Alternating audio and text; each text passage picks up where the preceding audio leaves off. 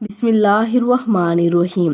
رسول اللہ صلی اللہ علیہ وآلہ وسلم نے ارشاد فرمایا کہ فجر اور عصر کی نماز کو وقت پر پڑھنے والا حضرت جریر بن عبداللہ رضی اللہ تعالیٰ عنہ فرماتے ہیں کہ ہم رسول اللہ صلی اللہ علیہ وآلہ وسلم کی خدمت میں بیٹھے ہوئے تھے کہ آپ صلی اللہ علیہ وآلہ وسلم نے 14ویں رات کے چاند کی طرف نظر کی اور فرمایا، سنو تم لوگ اپنے رب کو اس طرح دیکھو کہ جس طرح اس پورے چاند کو دیکھ رہے ہو۔